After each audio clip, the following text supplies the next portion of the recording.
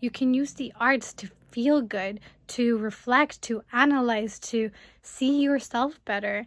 And so that's what I want to do.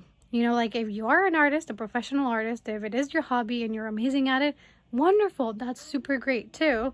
And you can also do this. You can just let go of the perfectionism and stop trying to make a perfect piece for one day and sit with us and just doodle, just reflect, just relax, just let the arts be there without forcing it.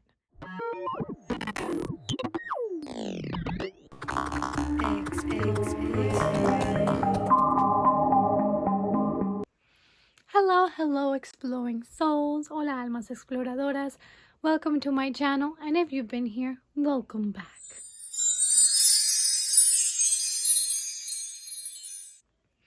I just want to share with some of you that I started hosting a self-care with the arts hangout where we do different things. We journal, we meditate, we dance, we make art projects, and we talk and we listen to music. So the whole point of that is to find different ways to use the arts for self-care, that's why it's called self-care with the arts.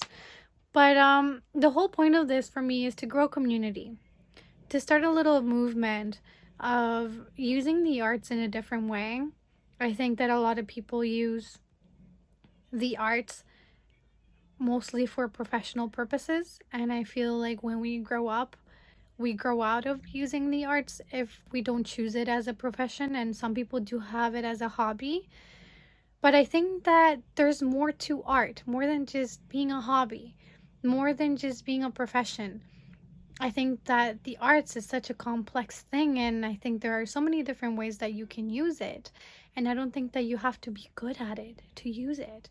And so I decided to create this because my two favorite topics in the whole wide world are psychology and art. So I wanted to mix the two together, and I wanted to find a way where I could find my passion for the idea of art therapy into another way where it wasn't like in the healthcare industry.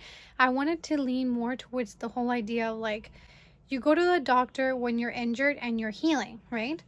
But when you want to make your body stronger, when you want to gain muscles, when you want to take care of your health, what do? You go to the gym. So what can we do to keep our minds strong to avoid going to the doctor? Essentially, that's what I'm trying to create. I feel like self-care with the arts can become like gym for the body. I think that we can use the arts to work out our mind. I think that it's important to meditate and to reflect and to gather our thoughts and like take a moment to just sit with them and analyze them and think about them. And I think that's a good way of working out our mind. And I think that just the same way that different people go to the gym, different people go to Zumba, different people go to martial arts, different people go to boxing, and all those different ways that you can work out your body to keep a stronger body, I think there are different ways to work out your mind. I think that therapy is a good way to do it. I think that doing your own journaling is important, and meditating, and there's just so many different ways of having a healthier mind and just finding ways to avoid getting sick. Because nowadays I feel like a lot of us realize that we have to take care of our mental health when we get sick, but we can avoid that. And I don't think we have to wait to get to a point where we're so sick that we have to seek therapy, that we have to seek help, that we have to seek to get healed. I think that we can do things to prevent that. And I think the arts is a very beautiful way of doing that. I think that there are so many different ways to do self-care, and everyone is so different.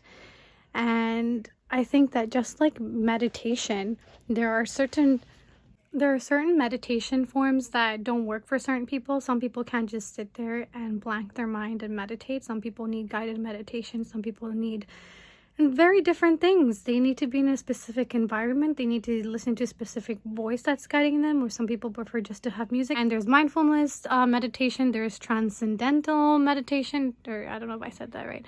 So like same thing. So not all self-care routines work for everyone. And not all of the arts work for everyone. So with this, I decided to include as many of the arts as I can so people can kind of just dip their toes in different arts and see what it does to them, you know, like, does it help them reflect? Does it help them feel good? Is this like tapping into something that you haven't before? A lot of people don't take the time to just get up and stretch and dance for 5 minutes, and we all get to just like get our bodies moving.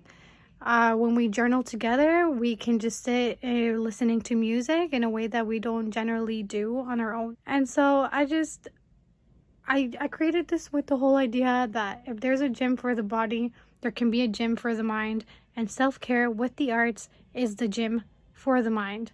And that's what I want to invite you to come and do self-care with the arts with myself and with the little community that we're growing. So you're all welcome to come. It's 100% for free. I want this to reach as many people as possible because I don't want to keep this to myself. I think that we should all open our eyes and our mind to the idea that the arts is for everybody and that you can play with it and have fun with it. And I hope that if this intrigues you, if it's something that maybe you want to give a try, that you reach out and then you come and join us. It's once a month, every month. So I'll be there and I hope you are too.